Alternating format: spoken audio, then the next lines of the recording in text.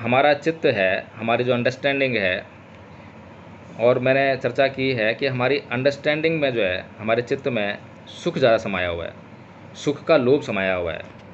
हम दुखी रहते हैं, हर पल दुख से डूबा हुआ है और हम सुखी होना चाहते हैं, यह चाहत हमारी है। इसलिए हम सुख की तरफ बहुत जल्दी से आकर्षित हो जाते हैं। श्रेष्ठ जीवन की चाह हर कोई रखता है, इसलिए हम उसकी तरफ बहुत जल्दी से आकर्षित हो रहे हैं। इस आकर्षण में हम ये भूल जाते हैं कि बुद्ध का जो है मौलिक सिद्धांत क्या है। धम्मबंधुओं से यह चर्चा की गई और अधिकतर का यह मत निकल कर आया है कि श्रेष्ठ जीवन के लिए एक आंदोलन, यह उद्देश्य रखना चाहिए, यह विषय होना चाहिए। मैं सभी साथियों से एक बात पूछना चाहता हूँ। भगवान बुद्ध, उनसे पहले यह संसार के सभी मनुष्य किस की तलाश करते रहे? क्या वे दुख की तलाश करते रहे या वे सुख की तलाश करते रहे? क्या इस संसार के, जब से इस संसार में मनुष्य ने जन्म लिया है, उत्पन्न हुआ है, मनुष्य इतिहास शुरू हुआ है, और मनुष्य के इतर सभी प्राणियों ने क्या सुख की चाह नहीं की है? क्या श्रेष्ठ जीवन की चाह नहीं की है? क्या जो भारत के ऋषि मुनि थे, जो उन्हें त्याग किया, तपस्या की, क्या वो सुख प्राप्ति के लिए नहीं था? स्वर्ग प्राप्ति के लिए नहीं था? अप्सराओं की चाह के लिए नहीं था? क्या उन्हें वो सुख मिल पाया? क्या अप्सराएं मिल पाईं? क्या स्वर्ग मिल पाया? और उनके बाद जब बुद्ध का प्रादुर्भाव हुआ तो बुद्ध किस की खोज में गए? सुख की खोज में गए या दुख की खोज में गए? मैं लगातार धम्म चर्चा में इस विषय को उठाता आ रहा हूँ और यह बात करता रहा हूँ। हम फिर भी भटक जाते हैं, और हम भटक रहे हैं इसीलिए धर्म के तत्व को नहीं समझ पा रहे हैं। मैं केवल प्रकाश डालने का काम करूँगा, कोई निर्णय देने का काम नहीं करूँगा। भगवान बुद्ध ने इस संसार के जितने भी प्राणी अब तक जो कर रहे थे, उनके विपरीत, बिल्कुल उलट दिशा में लोग सुख को ढूंढ रहे थे, स्वर्ग को ढूंढ रहे थे, अप्सराओं को ढूंढ रहे थे, और वे लगातार दुखों में पड़ते जा रहे थे। और बुद्ध ने उनके विपरीत दुख को ढूंढा, दुख को परिभाषित किया। जाति दुखा, जरापि दुखा, व्याधि दुखा, मणापि दुखा, शोक परिदेव दोमनस्य उपाया सापि दुखा, अप्ये ही संपयोगो दुखो, प्ये ही विपयोगो दुखा, यम्पि छंगने लभति तम्पि दुखं, पचुपादान खंदापि दुखा। ये दुख को बुद्ध ने परिभाषित किया। क्या बुद्ध ने श्रेष्ठ जीवन को परिभाषित किया? क्या बुद्ध ने सुख को परिभाषित किया? क्या बुद्ध ने हैप्पीनेस को परिभाषित किया? क्या उसकी परिभाषा दी? जिसको हम परिभाषित ही नहीं कर सकते हैं, उसको हम ढूंढेंगे कैसे?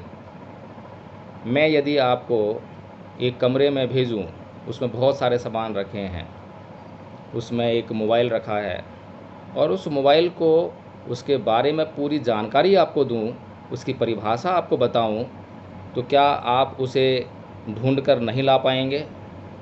और यदि मैं एक ऐसी चीज़ को ढूंढ के लाने के लिए कहूं जिसकी मैंने आपको कुछ व्याख्या नहीं की है, उसकी परिभाषा नहीं दी है, क्या आप कमरे में से उसको ढूंढ कर ला पाएंगे?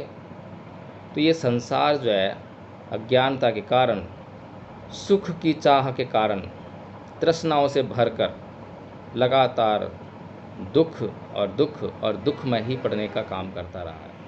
हमने जो ट्रस्ट का निर्माण किया, उसका उद्देश्य रखा दुख मुक्ति के लिए एक आंदोलन। इसके साथ में थोड़ा सा आधार प्रस्तुत करने के लिए एक और संगठन की मैं अगर बात करूं, तो उनका जो उद्देश्य है वो भी धार्मिक आंदोलन है, वो भी धार्मिक संगठन है, और उसका जो नेतृत्व है एक भंते जी कर रहे हैं। सैकड़ों की संख्या में उस संगठन से लोग जुड़े हुए हैं। और उनके संगठन का उद्देश्य है श्रेष्ठ जीवन के लिए एक आंदोलन। तो हमें जांच करनी है बिना द्वेष के, बिना राग के, बिना घृणा के, समता में रहकर। हमें जांच करनी है कि दो संगठन, दोनों के उद्देश्य, तो बुद्ध के सिद्धांतों के अनुरूप कौन सा सिद्धांत, कौन सा उद्देश्य उचित है। कहीं हम अनुचित तो नहीं हैं। यदि हम अनुचित हों, जान जाएं, तो हम वहीं रुक जाएं। और रात 1 बजे के आसपास पटना से चलकर यहाँ सीतामढ़ी ज़िला है, यहाँ पर आया। सुबह भी काफ़ी बहुत मुश्किलात मेरे सामने आए, उठने में समस्या हो रही थी। उससे पहले बुद्ध पूर्णिमा थी, पूरा दिन कवरेज किया, थकान हो गई थी। तो कल सुबह भी बहुत दिक्कत हो रही थी, लेकिन क्योंकि निश्चय है, अधिष्ठान है, सुबह 5:15 बजे उठकर ये मीटिंग को ज्वाइन करना ही होता है, शुरू करना होता है। 15-20 मिनट बहुत समस्या रहती है, क्योंकि 1 बजे के बाद अगर हम कैलकुलेशन करें तो मात्र 4 घंटे के आसपास की नींद मिल पाती है, और उसके बाद नींद अपने चरम पर होती है। सर मैं सहारनपुर डिस्ट्रिक्ट तहसील देवबंद से हूँ जी। विपස්සना के समय से पैरों में जो है ना, थोड़ी कीड़ी सी चल रही थी जी, जिसमें लोग हो गई हो जी, बाकी और कुछ नहीं सर, सब सही है जी। तो जो हमारे चित्त में विकार हैं, उन विकारों के कारण शरीर पर प्रभाव उत्पन्न होता है। तो यदि हम जो है समता में रहकर इन सभी विकारों को दृष्ट भाव से देखेंगे और अनित्यता का बोध बनाए रखेंगे, सभी चीज़ें अनित्य हैं, सब कुछ अनित्य है, सभी संस्कार अनित्य हैं, इस बात को जानते रहेंगे, तो ये समस्या भी समाप्त हो जाएगी। किसी भी प्रकार का दर्द शरीर पर महसूस हो रहा है तो वह विकार है, और वह जैसे ही विकार आपके चित्त से निकलेगा, दूर होगा, तो वह भी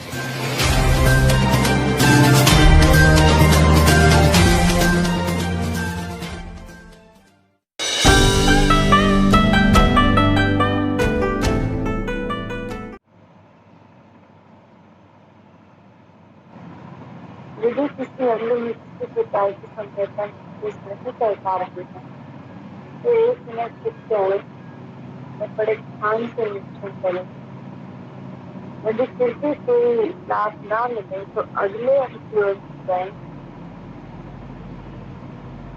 ऐसे ही शरीर के हर अंग का निरीक्षण करते रहें। शरीर के हर अंग में हो रही संवेदनाओं को जानते रहें। भवतु सद्गुणमंगलम्, भवतु सद्गुणमंगलम्, भवतु सद्गुणमंगलम्। साधु साधु साधु। साध। सभी अपनी आंखें खोल लें।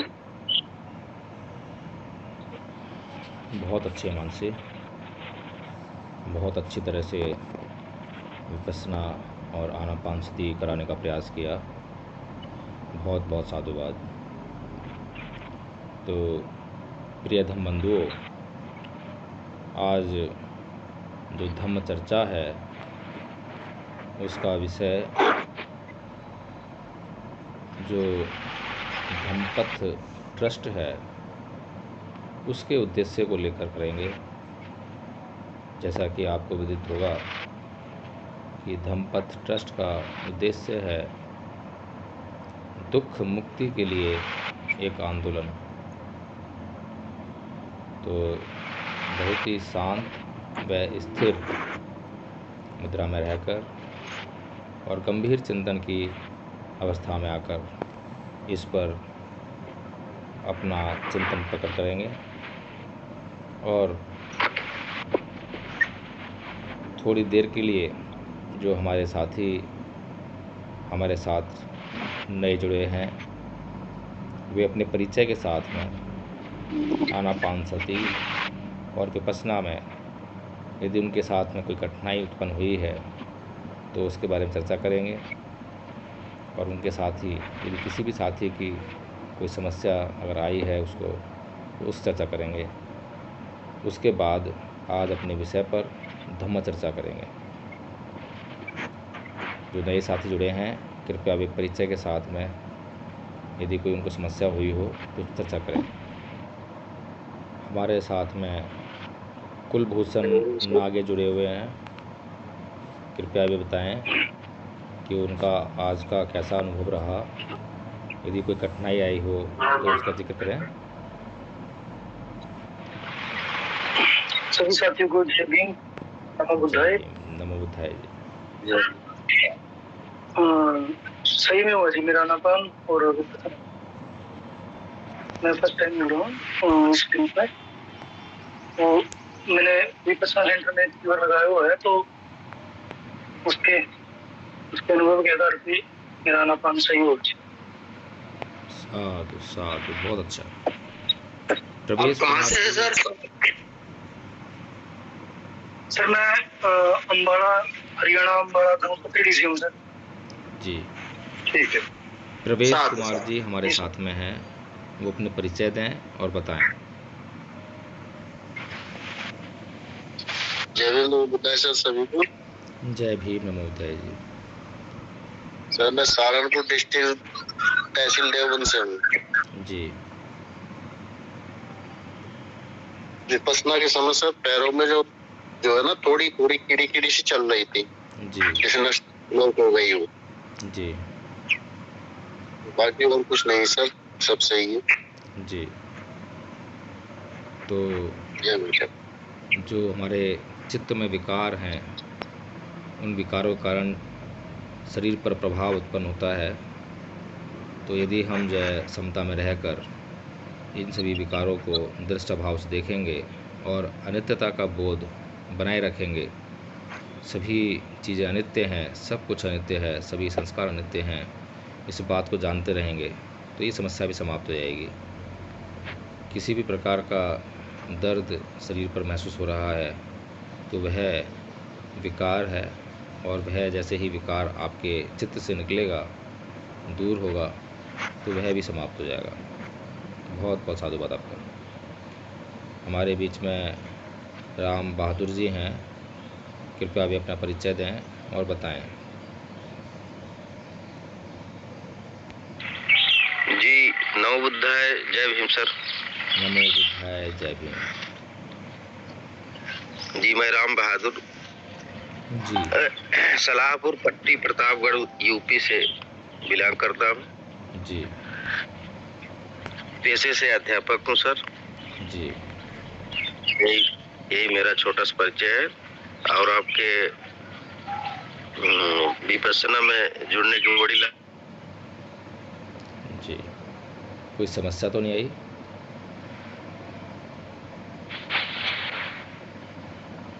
अवसर आती है। आज 2-3 दिन से सर शादियों में जाने से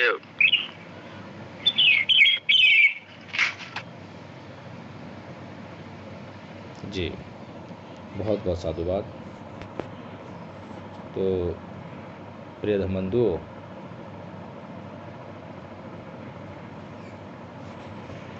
खैर आप सभी लोगों को भी बहुत बहुत साधुवाद। निरंतर लगातार इतने कठिन कार्य में आप अपना सहयोग देते आ रहे हैं, और आगे भी उम्मीद है ऐसे सहयोग देते आएंगे, और इस ध्यान साधना का, विपश्यना का आप भी लाभ उठाते रहेंगे। तो आज का जो हमारा धम्म चर्चा का जो विषय है, हमने जो ट्रस्ट का निर्माण किया उसका उद्देश्य रखा दुख मुक्ति के लिए एक आंदोलन।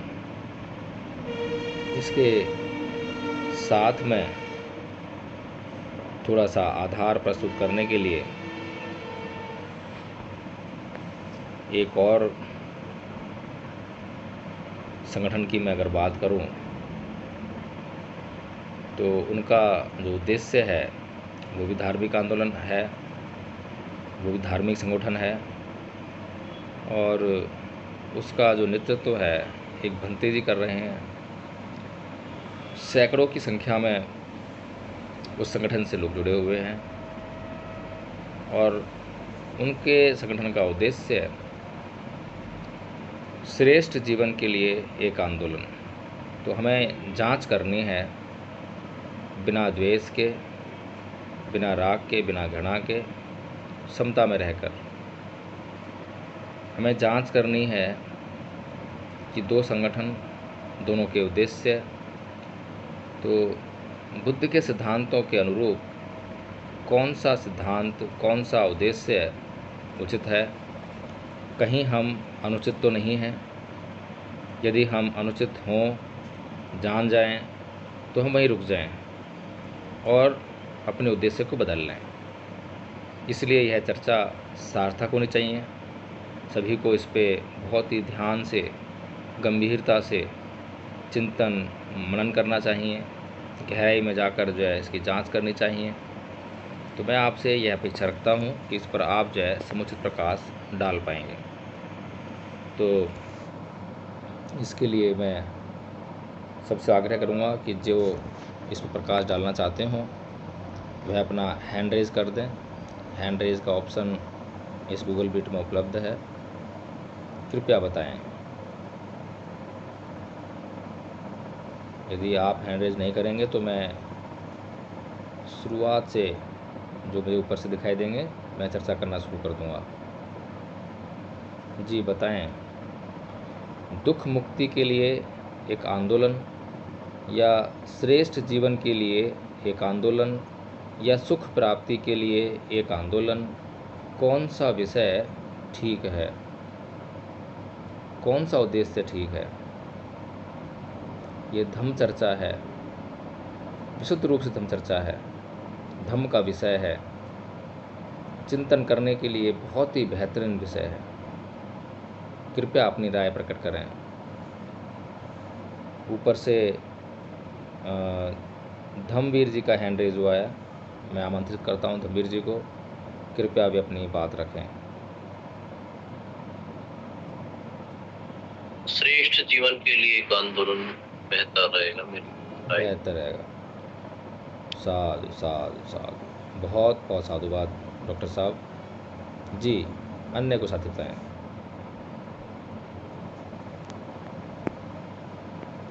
मैं बता दूं कि श्रेष्ठ जीवन के लिए एक आंदोलन, यह उद्देश्य धम्मभूमि संगठन है, फाउंडेशन है, जिसका नेतृत्व भंते करुणाशील राहुल जी कर रहे हैं। उन्होंने इसका उद्देश्य यही बताया है कि श्रेष्ठ जीवन के लिए एक आंदोलन।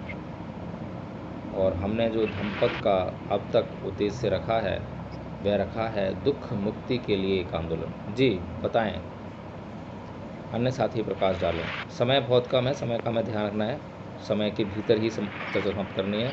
जी अशोक जी। जी सर, हमें मुक्ति मार्ग के लिए या धर्म के आगे बढ़ाने के लिए हमें अच्छा करना चाहिए, आगे बढ़ना चाहिए। कौन सा उद्देश्य सही है? दुख मुक्ति के लिए एक आंदोलन, श्रेष्ठ जीवन के लिए एक आंदोलन, सुख प्राप्ति के लिए एक आंदोलन। मुक्ति का आंदोलन बहुत जरूरी है, अच्छा है। श्रेष्ठ जीवन के लिए एक आंदोलन, ये अच्छा है। धम्मवीर जी की बात को आप जो है सहमत कर रहे हैं? जी सर। जी बहुत बहुत साधुवाद जी। आपका नाम जान पा रहा हूँ, हैंड रेज है, बताएं। जी भाई राम बहादुर जी। राम बहादुर जी बताएं। जी जी, मुझे लगता है संसार में सभी मनुष्य दुखों से पीड़ित हैं, इसलिए दुख मुक्ति के लिए एक आंदोलन ज्यादा मुझे अच्छा लगता है। जी बहुत बहुत साधुवाद आपका, बहुत बहुत धन्यवाद, बहुत बढ़िया। और बताएं।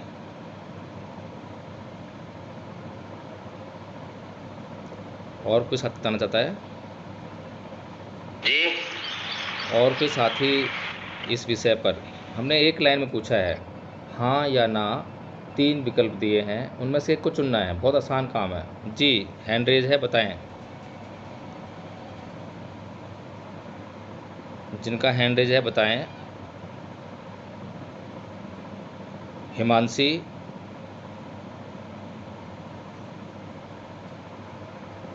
हिमांशी, जी दुख मुक्ति के लिए एक आंदोलन, श्रेष्ठ जीवन के लिए एक आंदोलन, सुख प्राप्ति के लिए एक आंदोलन, कौन सा उद्देश्य सही है?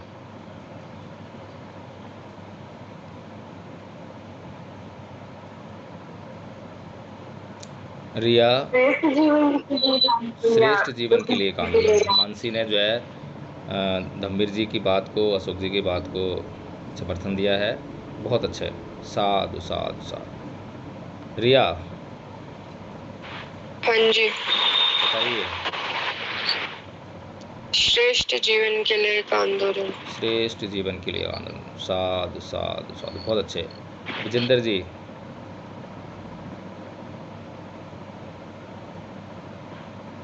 जिन साथी का जी जी टीम सभी साथियों को जय भीम।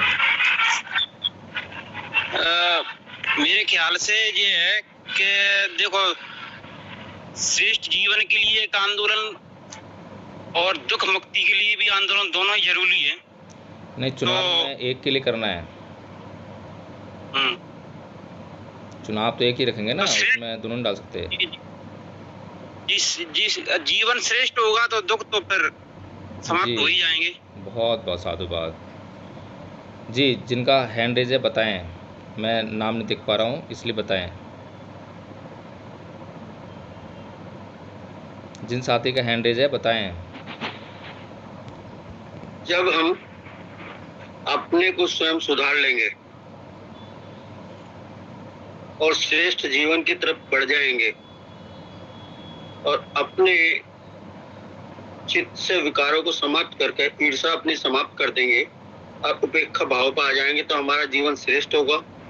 और हर श्रेष्ठ जीवन होगा। देशराज जी, एक लाइन में हमें जो चुनना है कि दुख मुक्ति के लिए एक आंदोलन, श्रेष्ठ जीवन के लिए एक आंदोलन, सुख प्राप्ति के लिए एक आंदोलन, मैंने 3 विषय दिए हैं। जाएंगे दुख जो है हमारे जीवन के जो है ना श्रेष्ठता नहीं है, उसी के कारण है। तो किसको चुन रहे हैं आप? जी,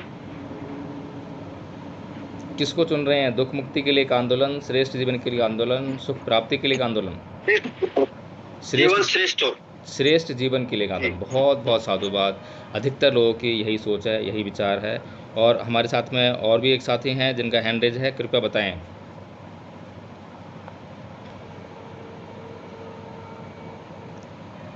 यदि वो साथी बताना चाहते हैं तो बताएं, नहीं तो फिर मैं धम्म चर्चा को आगे बढ़ाने का प्रयास करता हूँ। बिल्कुल सर, श्रेष्ठ जीवन रहेगा। अगर आदमी के जीवन में श्रेष्ठ जीवन जीने का तरीका है और समझ में आ जाएगी तो दुखों का निवारण खोज लेगा। बहुत बहुत साधुवाद। श्रेष्ठ जीवन ही ठीक होता है। आंदोलन, श्रेष्ठ जीवन आंदोलन। सभी धम्मबंधुओं से यह चर्चा की गई और अधिकतर का यह मत निकल कर आया है कि श्रेष्ठ जीवन के लिए एक आंदोलन, यह उद्देश्य रखना चाहिए, यह विषय होना चाहिए। मैं सभी साथियों से एक बात पूछना चाहता हूँ। भगवान बुद्ध, उनसे पहले यह संसार के सभी मनुष्य किसकी तलाश करते रहे? क्या वे दुख की तलाश करते रहे या वे सुख की तलाश करते रहे? क्या इस संसार के, जब से इस संसार में मनुष्य ने जन्म लिया है, उत्पन्न हुआ है, मनुष्य इतिहास शुरू हुआ है और मनुष्य के इतर सभी प्राणियों ने क्या सुख की चाह नहीं की है? क्या श्रेष्ठ जीवन की चाह नहीं की है?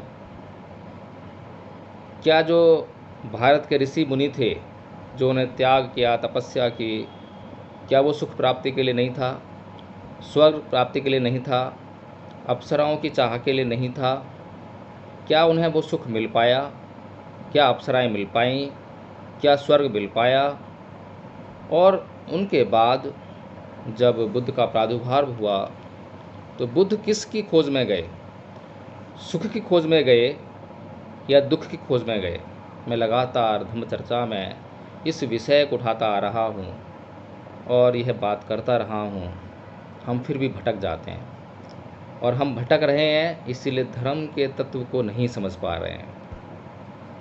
मैं केवल प्रकाश डालने का काम करूँगा, कोई निर्णय देने का काम नहीं करूँगा। भगवान बुद्ध ने इस संसार के जितने भी प्राणी अब तक जो कर रहे थे, उनके विपरीत, बिल्कुल उलट दिशा में लोग सुख को ढूंढ रहे थे, स्वर्ग को ढूंढ रहे थे, अप्सराओं को ढूंढ रहे थे, और वे लगातार दुखों में पड़ते जा रहे थे। और बुद्ध ने उनके विपरीत दुख को ढूंढा, दुख को परिभाषित किया। जाति दुखा, जरापि दुखा, व्याधि दुखा, मणापि दुखा, शोक परिदेव दोमनस्य उपाया सापि दुखा, अप्ये ही संपयोगो दुखो, प्ये ही विपयोगो दुखा, यम्पि छंगने लभति तम्पि दुखं, पचुपादान खंदापि दुखा। ये दुख को बुद्ध ने परिभाषित किया। क्या बुद्ध ने श्रेष्ठ जीवन को परिभाषित किया? क्या बुद्ध ने सुख को परिभाषित किया? क्या बुद्ध ने हैप्पीनेस को परिभाषित किया? क्या उसकी परिभाषा दी? जिसको हम परिभाषित ही नहीं कर सकते हैं, उसको हम ढूंढेंगे कैसे? मैं यदि आपको एक कमरे में भेजूं, उसमें बहुत सारे सामान रखे हैं, उसमें एक मोबाइल रखा है, और उस मोबाइल को, उसके बारे में पूरी जानकारी आपको दूं, उसकी परिभाषा आपको बताऊं, तो क्या आप उसे ढूंढ कर नहीं ला पाएंगे? और यदि मैं एक ऐसी चीज़ को ढूंढ के लाने के लिए कहूं जिसकी मैंने आपको कुछ व्याख्या नहीं की है, उसकी परिभाषा नहीं दी है, क्या आप कमरे में से उसको ढूंढ कर ला पाएंगे? तो ये संसार जो है, अज्ञानता के कारण, सुख की चाह के कारण, तृष्णाओं से भरकर लगातार दुख और दुख और दुख में ही पड़ने का काम करता रहा है। लेकिन बुद्ध ने इस संसार की जो सोच थी, अब तक लगातार जो सुख को खोज रहे थे और लगातार दुख में पड़ रहे थे, उसके विपरीत जाकर दुख की खोज की, दुख को परिभाषित किया, दुख को जाना, उसके कारण को जाना, उसके निवारण को जाना, और उसका निवारण करने के लिए एक मार्ग ढूंढ लिया, और उस मार्ग पर चलकर उस दुख का नाश कर दिया। उस दुख का अंत करने के बाद क्या रह गया जीवन में? क्या शेष था? क्या वह सुख नहीं था? क्या जीवन श्रेष्ठ नहीं था? उस सुख को बुद्ध ने पाया, जिसको निब्बान कहते हैं, जो कि परम सुख है। सोचिए, हमारे सोचने की दशा क्या है। कल भी यहाँ मैं पटना में एक संगोष्ठी में था, जिसमें कि पूरे देश से माने हुए विद्वान आए थे। विषय था संस्कृति, समाज और राजनीति पर बौद्ध धर्म सिद्धांतों का प्रभाव। लेकिन मुझे बहुत दुख हुआ कि विद्वानों ने वही जिसकी चाह हर मनुष्य करता है, और बहुत आकर्षित करने वाला विषय है। जब हम सुख की बात करते हैं तो लोग आकर्षित होते हैं। जब हम कहते हैं कि आपको सुख मिलेगा तो बहुत जल्दी आकर्षित हो जाते हैं। जैसे कि हम नाच गाने की बात करें तो बहुत सारे लोग इकट्ठा होकर नाच गाना करने लगते हैं। डीजे चला दे तो बहुत सारे लोग इकट्ठा होकर नाचने लग जाते हैं। लेकिन हमने विपश्यना के लिए लोगों को आमंत्रित किया, बार बार आमंत्रित करते हैं, रोज़ ये मैसेज प्रेषित करते हैं, तरह तरह की बातें उसमें बताते हैं, लेकिन इस तरफ आने के लिए कोई तैयार नहीं है, इस मार्ग पर चलने के लिए कोई तैयार नहीं है। क्योंकि यह मार्ग दुखों से मुक्त होने का मार्ग जो है, कठिनाइयों से भरा हुआ मार्ग है। पहले कठिनाइयों से गुजरना पड़ेगा, दुख को दूर करने का प्रयास करना पड़ेगा। जब दुख को दूर कर लेंगे, तब जो जीवन में शेष रह जाएगा, निश्चित तौर पर फिर हम कह सकते हैं कि यही सुख है। क्या ऐसा नहीं है? इससे इतर यदि कोई व्यक्ति, कोई सदस्य, कोई साथी अगर अपनी राय रखता है तो कृपया वो बताएं। जी,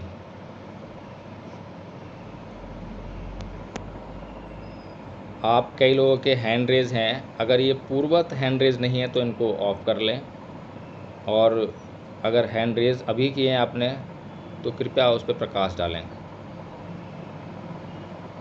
जी अशोक जी। ये पहले क्या हो रखा है, ये अभी नहीं किया हमने। अच्छा अच्छा, तो कोई बोलना हाँ। चाहेगा इस बात पे? दोबारा बताओ सर। दोबारा बताऊं? हाँ जी। ओहो, देखिए, बुद्ध से पहले इस संसार के सभी प्राणी, चाहे वो मनुष्य हो चाहे कोई भी प्राणी हो, वह सुख की ही खोज कर रहे थे। जीवन में से सुख को तलाश कर रहे थे कि उन्हें सुख चाहिए, सुख चाहिए, सुख चाहिए। वो सुख ही सुख देख रहे थे। लेकिन लगातार सुख की चाह में पड़कर वे लगातार दुखों में जा गिर रहे थे। धम्पद में बुद्ध ने कहा भी है कि सरितानि स्नेहितानि चैसोमसानि भवत्य जंतुनो ते वे जाति जरूपगा नरा, कि जो मनुष्य है लगातार सुख के फेर में पड़कर लगातार तृष्णा रूपी नदी में, उसमें दुख में बार बार गिरता जा रहा है। तो बुद्ध से पहले सभी लोग जो हैं स्वर्ग की चाह रख रहे थे, अप्सराओं की सोच रहे थे, सुख की सोच रहे थे। लेकिन किसी को ना तो अप्सरा मिली, ना स्वर्ग मिला, ना सुख मिला, और इन सब के बदले लगातार उनको दुख ही दुख मिलते आ रहा था। लेकिन बुद्ध इन सब के विपरीत दुख की खोज में गए। उन्होंने दुख को परिभाषित किया। अब तक जो लोग सुख की खोज कर रहे थे, सुख के लिए अपना जीवन लगा रहे थे, उन्होंने सुख को परिभाषित नहीं किया था। वे सुख को परिभाषित नहीं कर पाए थे, इसीलिए वे सुख को ढूंढ नहीं पाए थे। लेकिन बुद्ध ने दुख की खोज में गए, दुख को परिभाषित किया, दुख के कारण को जाना, दुख के निवारण को जाना, दुख को दूर करने के लिए एक मार्ग तलाश लिया और उस मार्ग पर चलकर उस दुख को नाश कर दिया, समूल नाश कर दिया, और उन्होंने उस परम सुख को पाया जिसको निब्बान कहते हैं। तो मैंने आपका केवल एक छोटा सा मार्गदर्शन करने का प्रयास किया है, दिशा दिखाने के प्रयास की है कि हम किसको ढूंढ रहे हैं अपने जीवन में। यह जो हम आनापानसति करते हैं, यह जो हम विपස්සना करते हैं, इसके ज़रिए हम क्या पाने की चेष्टा करते हैं? सुख पाने की चेष्टा करते हैं या अपने विकारों को समाप्त कर दुख से मुक्त होने का प्रयास करते हैं?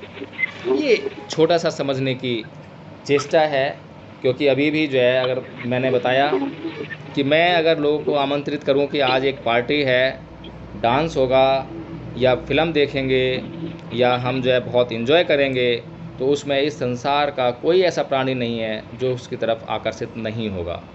लेकिन बहुत कम प्राणी ऐसे हैं जो कि अपने दुखों को दूर करने पर जोर देंगे, चिंतन मनन करेंगे और उस पर काम करने का प्रयास करेंगे, क्योंकि दुखों को दूर करने का मार्ग अत्यंत कठिन है, दुष्कर है।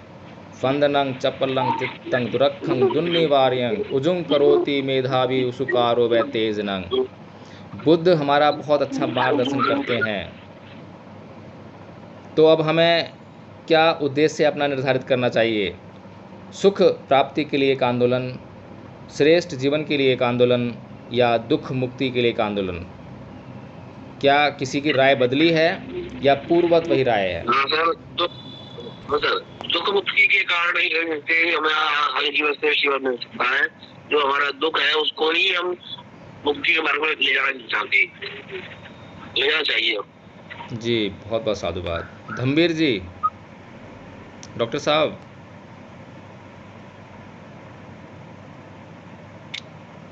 एक सवाल कर रहा हूँ मैं कि हम 5 नियम का, जैसे पंचशील जो कहते हैं जी, तो उस पंचशील को हम बोलते हैं, उस पर अमल करना चाहते हैं या उसको अमल करने के लिए कहते हैं, तो वो हम क्यों कह रहे हैं? उसका क्या कारण है? ऐसा हम क्यों कह रहे हैं कि हम पंचशील का नियमों का पालन करना चाहिए? एक सवाल है। देखिए, इस संसार के लोगों ने वो किया जो नहीं करना चाहिए, उसको चाहा जिसकी चाहत में तृष्णा भरी हुई है। जब हम सुख की बात करते हैं तो हम तृष्णा के फेर में फंसे हुए लोग हैं। तृष्णा है हमारे भीतर से, सुख की तरफ बड़ी जल्दी आकर्षित हो रहे हैं। पंचशील को भी देखेंगे तो बुद्ध ने जो पंचशील दिए हैं, और मैंने पीछे भी इसकी चर्चा की है देशराज जी से, जब वे वारितशील की बात करते हैं, चारितशील की बात करते हैं, तो मैंने चर्चा की है कि बुद्ध ने हमें जो है निषेधात्मक शील दिए हैं, जो किसी भी बात को नहीं करने के लिए कहते हैं। और मैं बार बार इस बात पे चर्चा करता हूँ कि हम जो नहीं करना है, अगर उसको जान जाएंगे कि ये नहीं करना है, वो आसान है। क्या करना है उसमें बहुत सारी चीज़ें परिभाषित करनी पड़ेगी। परिभाषा में अगर एक तत्व भी छूट गया तो नहीं करने की दिशा में जो हम जा रहे थे, तो जो करने की दिशा में हम जा रहे हैं वहाँ में कहीं ना कहीं रूम मिल जाएगा कि ये हो सकता है। और जहाँ ऑप्शन मिल जाता है, विकल्प मिल जाता है, छोड़ दे। राम राम शुरू करेगा भाई, आप ही शुरू करेंगे, कौन शुरू करेगा? आप ही शुरू करो, आप फ्री है। अपना माइक जो है ऑफ कर दें। चर्चा के दौरान यदि आप इस चर्चा में शामिल नहीं हैं तो अपना माइक ऑफ कर दें। बहुत बहुत साधुवाद, बहुत धन्यवाद। तो डॉक्टर साहब, जो हमारा चित्त है, हमारी जो अंडरस्टैंडिंग है, और मैंने चर्चा की है कि हमारी अंडरस्टैंडिंग में जो है, हमारे चित्त में सुख ज़्यादा समाया हुआ है, सुख का लोभ समाया हुआ है। हम दुखी रहते हैं, हर पल दुख से डूबा हुआ है, और हम सुखी होना चाहते हैं, यह चाहत हमारी है। इसलिए हम सुख की तरफ बहुत जल्दी से आकर्षित हो जाते हैं।